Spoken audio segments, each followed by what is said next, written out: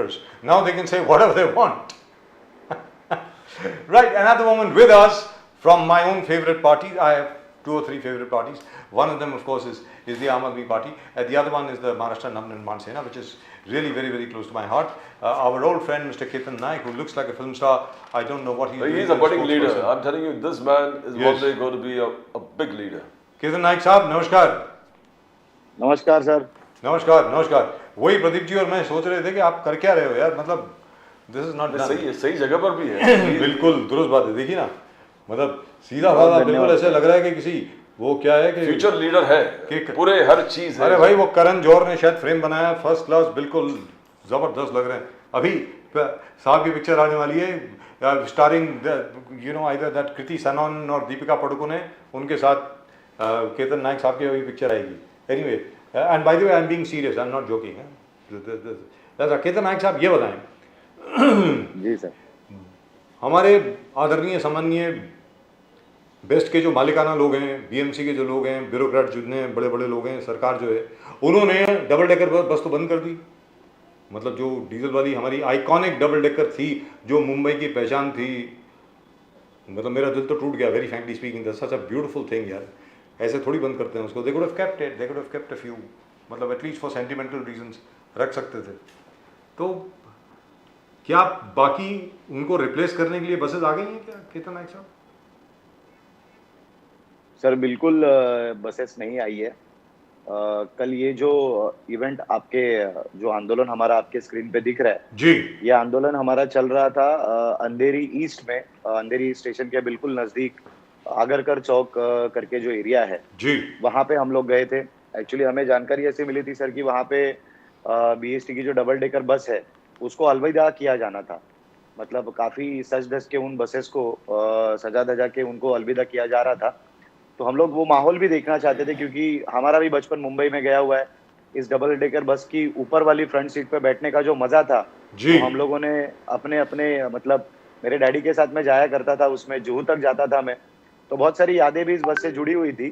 तो हम लोग गए थे वहाँ पे उस बस का पूरा माहौल देखने. लेकिन सर दूसरी बात, जो समस्या हमारे सामने थी उसको भी हाईलाइट करना उतना ही जरूरी था और हम लोग उसके लिए वहाँ पे गए थे. बिल्कुल वो बस को जिस तरह से वहाँ पे अलविदा किया जा रहा था उसके ठीक सामने बहुत बड़ी कतार लगी थी और उसमें सारे हमारे मुंबईकर बस की प्रतीक्षा में थे कि कब बस आएगी, हम बस में चढ़ेंगे और अपने घर तक जाएंगे, क्योंकि सब ट्रेन से अपने अपने काम की जगह से रिटर्न आते हैं और फाइनली उनको स्टेशन के यहाँ से उनके घर तक या घर के नजदीक तक बस से जाना होता है. तो सर लोगों की जो समस्या थी वो सामने रखने हम वहाँ पे गए थे. मैंने वहाँ पे जो प्लाई कार्ड मेरे हाथ में था उसमें हम लोगों ने खास करके वो फोटोज उसमें डिस्प्ले किए थे कि जिसमें पूरी तरह से किस तरह से भीड़ में घुटन के साथ मुंबईकर को रोज का रोज प्रवास करना पड़ता है, वो हमने उसमें दर्शाया था. और बीएसटी के जो जनरल मैनेजर है उनके नाम से हमने वहाँ पे मैसेज लिखा था कि अब तो जाग जाओ और मुंबईकरों को जो बसेस देनी चाहिए वो दो. अब इसकी दूसरी एंगल ऐसी है सर, एक जगह पे ये बस अलविदा कही जा रही थी और दूसरी जगह पे आणिक डेपो करके एक जगह है, हमारा एक बस डेपो है वहाँ का, वहाँ पे चलो मोबिलिटी नाम की एक कंपनी है, उसको अलॉट की गई जो या उन्होंने लाई हुई जो भी बसेस थी, वो बसेस सर पूरी नई नवेली बसेस वहाँ पे पड़ी हुई है, धूल खाते हुए, मतलब धूल मिट्टी में वो बसेस अभी वहाँ पे है. कोई भी रीजन बताने को तैयार नहीं है कि वो बस अब तक मुंबईकरों की सेवा में क्यों नहीं आई है. तो जब एक जगह पे बसेस आप फ्लीट कम कर रहे हो, दूसरी जगह पे नई बसेस को लाना भी जरूरी है, वो आप ला नहीं रहे हो. सर इसमें और एक एंगल ऐसा है कि ये जो बसेस आ रही वाली है ये कॉन्ट्रेक्चुअल बसेस है, लेकिन जो परमानेंट बस है, जैसे ये डबल डेकर बस आप जो देखे जो अभी जहाँ पे जा रही है, ये बीएसटी की खुद के ओनरशिप की बसेस थी. right. ये बस आप घर पे भेज रहे हो, इसको डिस्कार्ड कर रहे हो, लेकिन दूसरी नई बस खुद के फ्लीट में खरीदी भी नहीं कर रहे हो, मतलब उसको आप परचेस भी नहीं कर रहे हो. अगर आप नई बसेस खुद के फ्लीट में परचेस नहीं करोगे तो बीएसटी का जो परमानेंट वर्कर जो इतने सालों से हमें सेवा दे रहा है उसको नई बस कहाँ से चलाने मिलने वाली है. अब ये जो नई बसेस आएंगी, जो कॉन्ट्रेक्चुअल आदमी बसेस लाएंगे, वो तो कॉन्ट्रेक्चुअल वर्कर चलाएंगे. तो बीएसटी के परमानेंट वर्कर के हाथ में आने वाले समय में स्टीयरिंग होगी या नहीं होगी, इसका भी सर एक बहुत बड़ा सवाल यहाँ पे अभी उपस्थित हुआ है. केतन नायक ji, I just want to know, Aditya Thackeray अभी भी रिसेंटली ट्वीट कर दिया कि बीएसटी हमने, जब मैं था तो पूरा रेवोल्यूशन कर रहा था कि पूरे फ्लीट इलेक्ट्रिक व्हीकल से हो जाएगा. 900 करीबन डबल डेकर बसेस 2023 एंड तक हमने व्यवस्था किया है. 2100 ई बसेस 20 और टोटल इलेक्ट्रिक फ्लीट होगा 2027 तक। आदित्य ठाकरे बोले कि मैंने पूरे प्लानिंग कर दिया है, मैंने पूरा प्लान बना के वहां पर रखा था, मगर अभी तो वो स्टेटस क्या है केतन जी? बिकॉज आप इस चीज को बहुत फॉलो अप कर रहे हो, स्टेटस क्या है? क्या ये एकनाथ शिंदे देव फडणवीस सरकार को कुछ इसमें पड़ा है कि नहीं पड़ा है कि बसेस जिस प्रकार से होना चाहिए? आदित्य ठाकरे बोला मैंने पूरा प्लानिंग करके गए।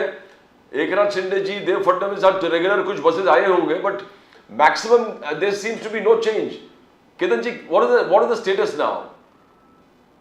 सर, आदित्य ठाकरे जी को ट्वीट करना बहुत आसान है। उन्होंने ट्वीट करके उनकी जो जवाबदेही थी वो खत्म हो गई, ऐसा उनको लगता होगा। लेकिन वो ये इस चीज का कभी जवाब देते नहीं है कि ये जो कॉन्ट्रेक्चुअल बसेस बीएसटी में आई वो किसके शासनकाल में आई, और अगर उन्होंने ये प्लांट सेटअप किया और ये सारी चीजें कर दी थी तो ये अब तक कार्यान्वित क्यों नहीं हुई है? अगर उन्होंने नई नई कंपनियों को कॉन्ट्रैक्ट दिए भी थे, चलो एक मिनट के लिए मान के चलते हैं कि कॉन्ट्रेक्चुअल बसेस की मुंबई को आवश्यकता थी, तो आपने जो कॉन्ट्रेक्चुअल बसेस का फ्लीट अनाउंस किया था वो फ्लीट अब तक रास्ते पे क्यों नहीं है? अगर हम देखेंगे तो ये अभी डबल डेकर बस सर, इसको बंद करने का जो टाइम इन्होंने चुना है वो टाइम आपको गणेशोत्सव के ठीक एक दिन पहले का मिल रहा है। मतलब जब लोगों को इस यातायात की आवश्यकता है तब आप इन बसों को डिस्कार्ड कर दोगे। तो ये सर जिस तरीके से बीएसटी डिसीजन लेती है ना, ये डिसीजन लेने की जो प्रैक्टिस शुरू हुई वो इन्हीं आदित्य ठाकरे जी के काल में शुरू हुई, और उनकी ही ये गलती है जो ये सारे अभी आईएएस ऑफिसर, आईपीएस ऑफिसर जो भी आते हैं, अधिकारी वर्ग जो है वो आगे लेके जा रहे हैं। तो केतन नायक जी, इनको मालूम नहीं है क्या? मतलब अजीबोगरीब मसला है ये। यही सवाल मतलब पूछने वाला था मैं आपसे कि इनको मालूम नहीं है क्या कि आज कौन सी तारीख है, कल कौन सी तारीख थी, आज कौन सी तारीख है? गणपति मंगलवार से गणपति शुरू है, गणेशोत्सव 19 तारीख से शुरू है। अभी we are on the 16th right now, आज 16 तारीख है। तो मतलब एटलीस्ट अनंत चतुर्दशी वाले दिन तक तो ये बसेस चलनी चाहिए। मतलब मेरी ये समझ के बाहर है। आपने किसी से बात करी क्या इसमें से कि कोई ब्यूरोक्रेट कुछ जवाब देने को तैयार है? सर, इन सारे ब्यूरोक्रेट्स को सत्ता की मस्ती में ये सारे चूर है।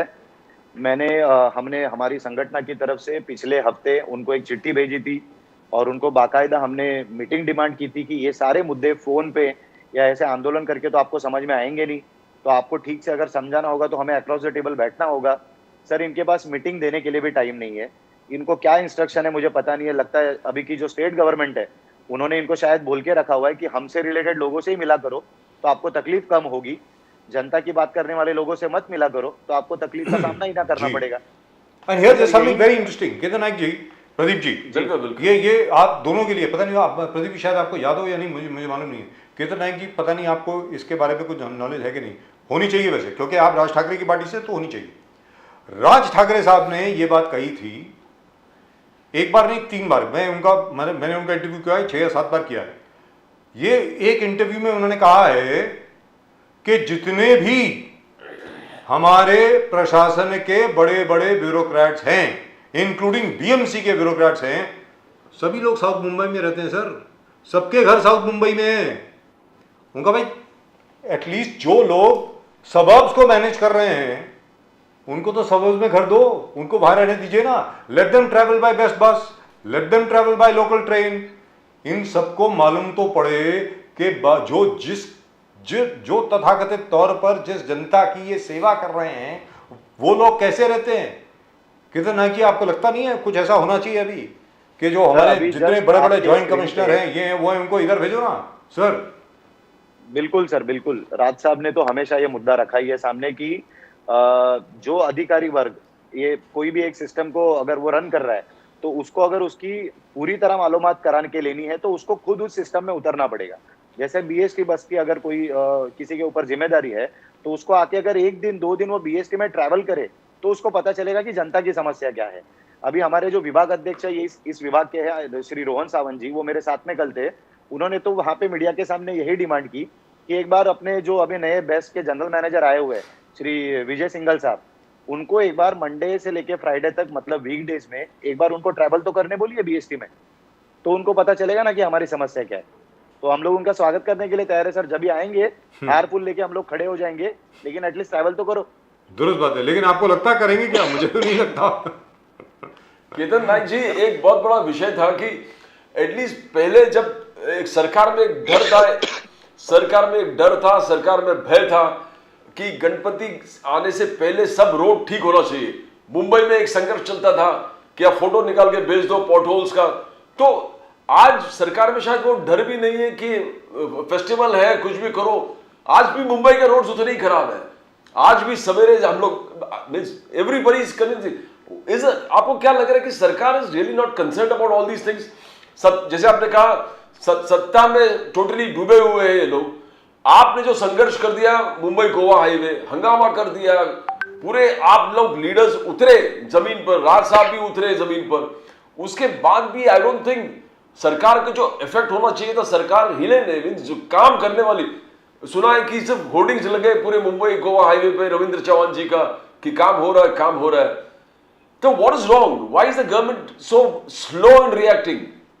केतन जी, सर आपने मुंबई गोवा का मुद्दा भी निकाला है। मैं आपको बता दूं कि एक 3 या 4 दिन पहले हमारे पार्टी के जो नेता है श्री संदीप देशपांडे साहब, उन्होंने एक लाइव कैंपेन वहां पे मीडिया के सामने रखा, जिसमें हमारे पार्टी के अलग अलग कार्यकर्ता ये मुंबई गोवा के अलग अलग स्पॉट पे जहाँ पे खड्डे अभी भी है और जहाँ पे रास्ता अभी भी नहीं बना, वहां पे वो लोग खुद खड़े थे। वहां से लाइव उन्होंने टेलीकास्ट करके गूगल मीट के माध्यम से वहां पे दिखाया कि अभी भी इस समय, जिस समय यहाँ पे होर्डिंग लगे हैं कि रविंद्र चौहान जी का धन्यवाद और उसी समय वहां पे खड्डे और पॉटहोल वैसे के वैसे है और रोड भी ठीक से अब तक बनी नहीं है। ये दिखाने के बावजूद दूसरे तीसरे दिन ये सरकार उन्हीं अधिकारियों का जिन्होंने इस रोड को बनाने का एक वचन मतलब दिया था और ऐसा उनका कहना है कि हमने ये रोड बना दिया, उनका सत्कार कार्यक्रम रखा गया सर इस षणमुखानंद हॉल में।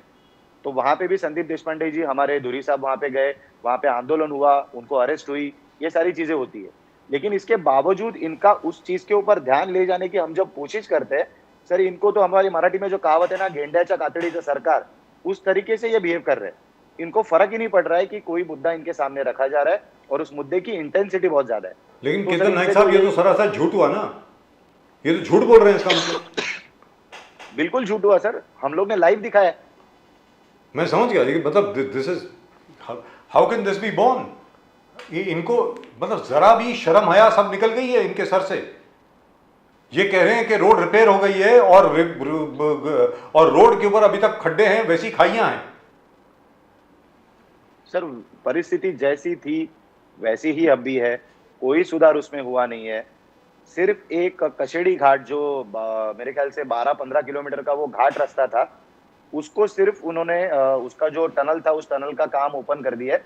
लेकिन उसमें भी प्रॉब्लम यह है कि सिर्फ मुंबई से जाने वालों के लिए वो टनल खुला है, वहां से आने वालों के लिए टनल का सुविधा नहीं है। तो सर सिर्फ वो ये मतलब झूठा काम चल रहा है और कुछ भी उसमें सही मात्रा में जिसको करना चाहिए था वो हो नहीं रहा है। बट ये कहां तक पहुंचेंगे? बिकॉज मुंबई में आप मुंबई के भी सब रोड देखोगे उतना ही खराब है। बनसे ने बहुत बड़ा आंदोलन यहां पर भी शुरू कर देता है, गली गली में जाके उस चीज को हाईलाइट करना। बट द गवर्नमेंट एज से सिर्फ रविंद्र चौहान जी के होर्डिंग लगे कि काम हो गया, और उससे पहले उन्होंने कहा कि उस क्षेत्र से बड़ा व्हीकल जाएंगे नहीं। मगर बड़ा व्हीकल्स बैन करने के बाद भी आप ठीक नहीं कर रहे हो। गडकरी जी बोल रहे टोल नाका निकलेगा नहीं बिकॉज टोल हम फैसिलिटीज दे रहे हैं। तो ये कहां तक केतन नायक जी, क्या लग रहा है कि राज साहब का नेक्स्ट स्टैंड क्या होगा? बिकॉज ये तो ना सेंटर इसमें इन्वॉल्व है ना स्टेट इसमें कोई इंटरेस्ट ले रहे हैं। एंड गणपति फेस्टिवल तो आ गया, अब what is going to happen? Ketan Nayak ji, sir हमारे जो पनवेल के शहराध्यक्ष है योगेश चिले जी, हमारे पार्टी के प्रवक्ता भी है, वो आप तो जानते ही है उनको। बिल्कुल बिल्कुल। उन्होंने सर उस दिन ये जब बैनर लगे थे कि यहाँ से हेवी व्हीकल को छोड़ेंगे नहीं, उसी दिन रात में मेरे ख्याल से 11-12 के करीब वो वहां पे गए और उन्होंने दिखाया कि किस तरह से हेवी व्हीकल वहां से गुजर रही थी और उनको पुलिस ने वहां पे रोका कि आप ऐसा मत करो वगैरह, और उनके रोकने के बाद में उन हेवी व्हीकल्स को डाइवर्ट किया गया। तो सर झूठे वादे, झूठा मतलब मराठी में हम लोग इसको कहते हैं कि खोटा बोल पण रेटून बोल, इस तरह का इनका कारोबार अभी चल रहा है और ये कब तक चलेगा ये हमें भी अब देखना है सर, और जनता ये कब तक सहेगी ये भी हमें देखना है। केतन नायक जी, एक चीज दूसरा आपने हाईलाइट किया, बनसे ने हाईलाइट किया, राज साहब के माध्यम से आप लोग हाईलाइट कर रहे हो कि जो 685 किसान मौत जो डेथ हो गए उसको आप लोग हाईलाइट कर रहे हो। और इस चीज को आई थिंक एक्सेप्ट मन से ज्यादा कोई इस चीज के बारे में बात ही नहीं कर रहा है। किसान के मुद्दे उठाना, आगे जाके राज साहब ने कहा कि टैप वाटर आज तक हमने पूरे मराठवाड़ा और पूरे क्षेत्र में अब तक 75 इयर्स ऑफ इंडिपेंडेंस के बाद भी कर नहीं पाए। तो ये किसान मौत, किसानों का समस्या जिस प्रकार से आप लोग हाईलाइट कर रहे हो, क्या सरकार कुछ सुन रहे हैं? Is the government listening? Ketan ji. Sir ये जो गवर्नमेंट है ना, ये सिर्फ शोबाजी की गवर्नमेंट है। इनको सिर्फ इवेंट करना आ रहा है। अभी इनको ये इवेंट के संस्कार कहाँ से मिले वो तो शायद आप भी जानते होंगे। अभी आज ही संभाजी नगर में एक बहुत बड़ा इवेंट हुआ, मंत्रिमंडल की वहां पे बैठक लगाई गई। मराठवाड़ा का ही एरिया है ये पूरा, और वहां पे कुछ 1000 करोड़ का, मतलब मेरे ख्याल से 50,000 करोड़ तक का कुछ पैकेज और सारी योजनाएं उन्हें वहां पे घोषणा की गई। सर ये सारे जो लोग, प्रेस कॉन्फ्रेंस में भी जो लोग मौजूद थे, ये आज नहीं तो कल हर कोई सत्ता में रहा हुआ है। मतलब पिछले बार अजीत पवार जी सिंचन मंत्रालय उनके पास था, उसके बाद में अभी देवेंद्र फडणवीस साहब तो खुद मुख्यमंत्री थे, अब एकनाथ शिंदे जी मुख्यमंत्री है। तो जब इनको संधि मिली थी तब तो ये कुछ कर नहीं पाए। तो आज के इस पैकेज से भी आगे क्या होने वाला है? मराठवाड़ा की जो परिस्थिति है, वहां पे जो दुष्काल का हमेशा संकट आता है, उसके ऊपर राज साहब ने पिछले बार एक पानी फाउंडेशन के प्रोग्राम में कहा था कि सारी सरकारें मेरे सामने बैठी है, तो इतने साल का इरिगेशन का पैसा गया कहाँ? तो ऐसे सवालों का सर इनके पास जवाब होता नहीं है, और मुझे लगता नहीं आने वाले कल में भी इनके पास जवाब इनके पास होगा। तो कहने का मतलब ये हुआ कि जैसे मुंबई के जो पॉटहोल्स हैं, मुंबई की सड़कों के जो पॉटहोल्स हैं, पुणे के जो पॉटहोल्स हैं, नासिक के बाहर के जो पॉटहोल्स हैं, मुंबई गोवा हाईवे के जो पॉटहोल्स हैं और खाइयां हैं, ये अब नए सोर्सेज बन गए हैं of so many cash cows. मतलब यहाँ से अब हर साल पैसे कमाने के बहुत बढ़िया प्रोजेक्ट बन गए हैं। कहने का मतलब ये हुआ कि हर साल यहाँ पे पॉटहोल्स होंगे, हर साल रिपेयर होगा, हर साल वहाँ पे मन से जाकर के कोई ना कोई मतलब वेजिटेशन करेगी, आप लोग वहाँ पर एजिटेशन करेंगे, फिर सरकार 1000 करोड़ 2000 करोड़ 3000 करोड़ और कुछ सैंक्शन करेगी और सबका घर भरता रहेगा। कहने का मतलब ये हुआ। So we have to break this cycle. मतलब ये साइकिल को तो मतलब तोड़ना पड़ेगा ना। कब तक महाराष्ट्र की जनता को इसी तरीके से ये लोग लूटते रहेंगे?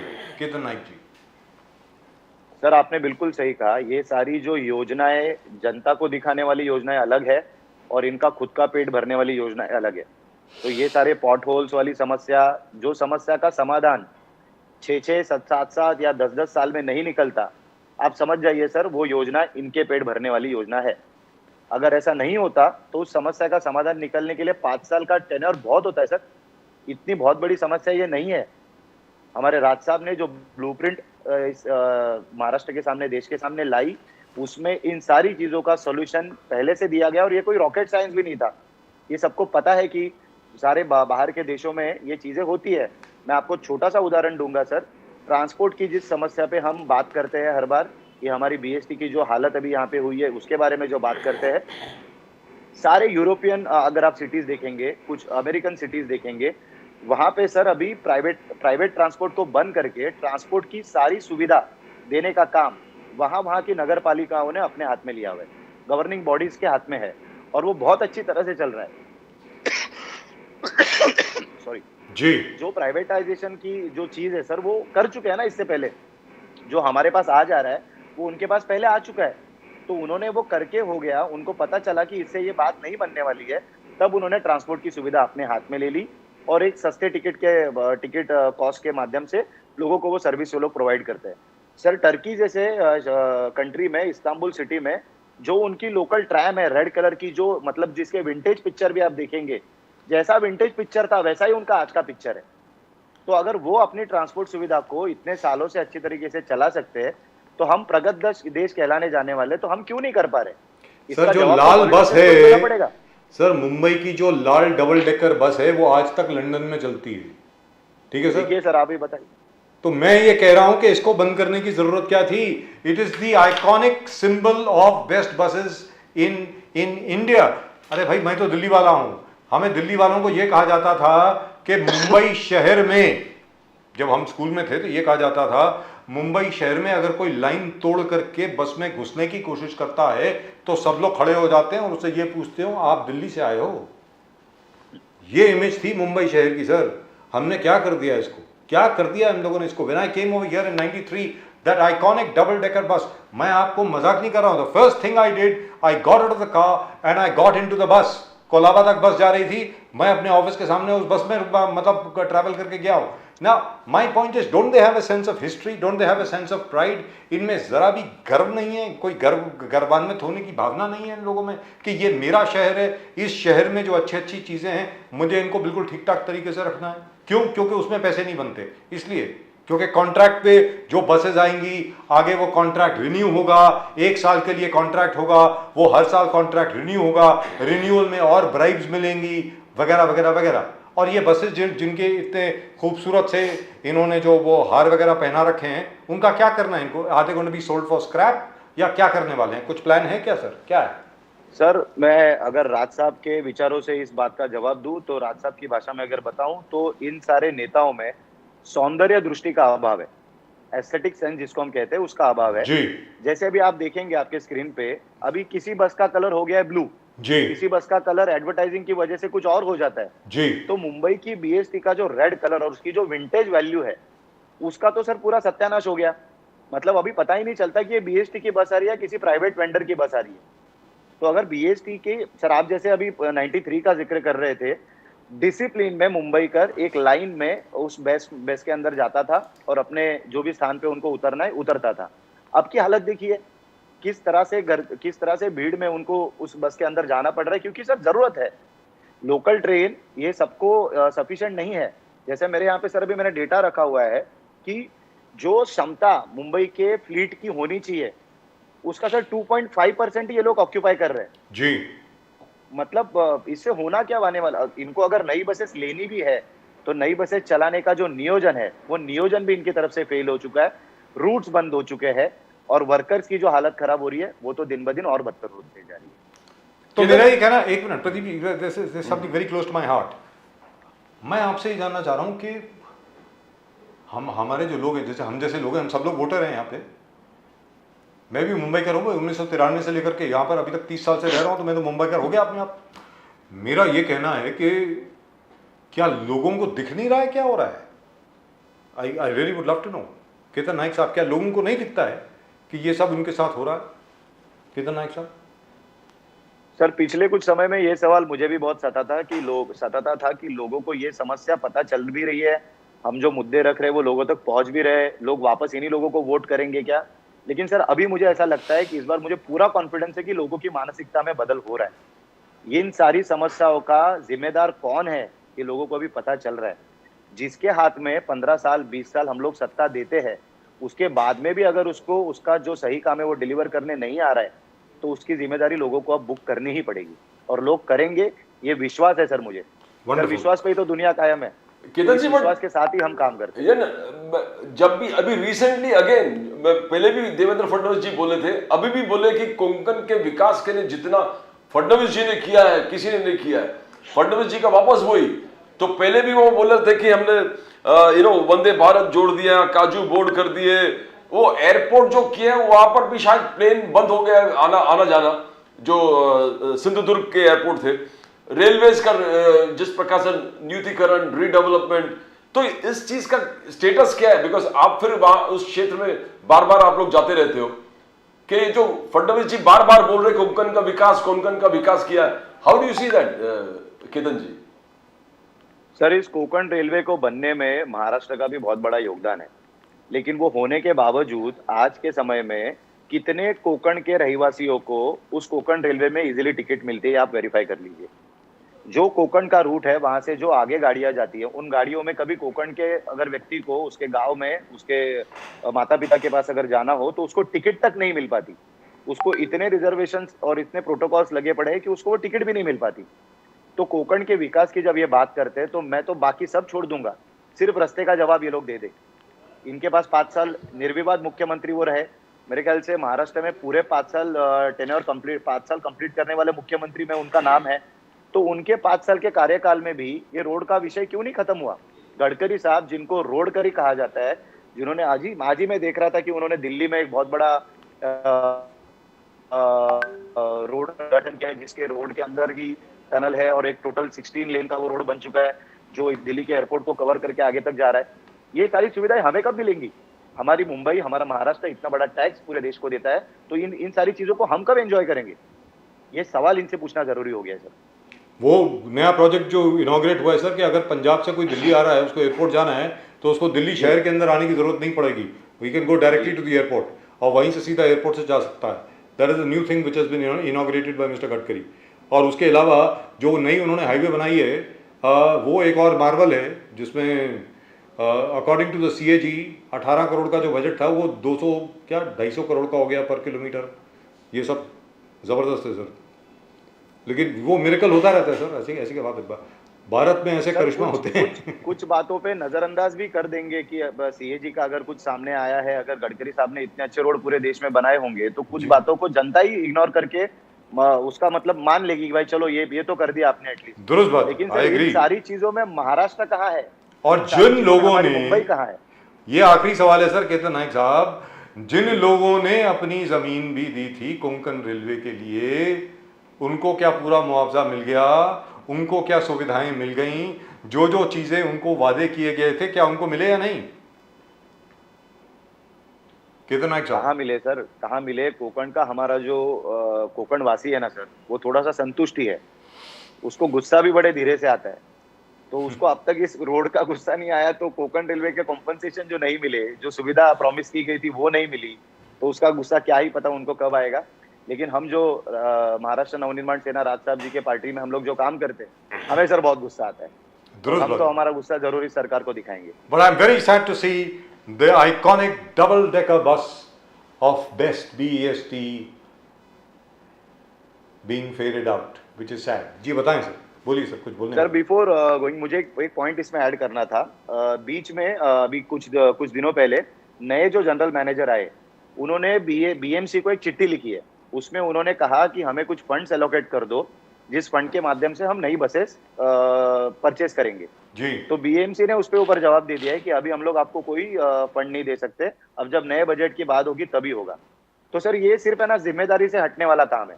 मतलब जनरल मैनेजर ने लेटर लिख दिया, तो कोई भी जाके बात करने अगर उनसे जाए, आप जैसा वरिष्ठ पत्रकार भी अगर उनको पूछे, तो बता देंगे कि देखो हमने तो चिट्ठी लिखी हुई है लेकिन हमें फंड ही नहीं दिया जा रहा है। तो फिर why let these buses go? They could have let them run. इनकी लाइफ जो है अभी 20-25 साल और है, बड़े आराम से चल सकती थी। सर अशोक लेलैंड की बनी हुई ये बसेस है, बहुत ही मजबूत इनका बिल्ट है, इसको कुछ नहीं होता सर। ठोकने के बाद भी इस बस को कुछ होता नहीं था, थोड़ा बहुत डेंट आता था, वो डेंट का काम अपने वर्कशॉप में जो हमारे वर्कर है वो बहुत सर, जो ट्रक या गाड़ी इससे लगती थी उसकी हालत खराब हो जाती थी, बस को कुछ नहीं होता था। जी बिल्कुल sir. But maybe we should bring these buses back. मेरा तो ये कहना है कि अभी भी वो डिपो में होंगी, इनको वापस लाना चाहिए कि जब तक नई बसेस नहीं आए। आपको लगता नहीं है कि ऐसा आंदोलन लॉन्च होना चाहिए कि इन बसेस को वापस लाइए? बिल्कुल इस पे सोच विचार होगा, लेकिन अभी की परिस्थिति तो ये है कि आज सुबह आखिरी बार उस बस को मुंबई के रास्तों पे चलाया गया, इसके बाद में वो बसेस हमें दिखने वाली नहीं है। केतन नायक साहब, thank you very much for joining us. So nice of you sir. नमस्कार sir. Thank you so much. All the very best to you, and I hope people of Maharashtra and everywhere wake up to a party that is honest, a leader that is honest, and they actually vote for their own self-interest. I hope that happens. That's all that I can say. Thank you very much, sir. Thank you so much, sir. Great pleasure talking to you. And you should be in the film industry. I don't know what you're doing over here. Thank you so much, Ketan Naik sir. नामबिहार sir, धन्यवाद. Thank you. Thank you so much. Oh dear. So the iconic double-decker bus is gone. I can't believe this. This is absolutely terrible. And Pradeep ji, amazing. There is no replacement. What are they doing? क्या हो रहा है यार? I mean, it was an irony to be seen today. Devendra Fadnavis जी कह रहे थे कि पिछले MBA साल में 2.5 साल में कुछ नहीं किया, और उनके अगल में बैठे थे Ajit Pawar, who was deputy chief, and Mr. Eknath Shinde, who was urban development minister. Yes. दोनों सरकार उसके साथ बैठे। कमाल है। और 2.5 साल में उन दोनों ने कुछ नहीं किया। और दोनों भी वांडी हटा जा रहा है।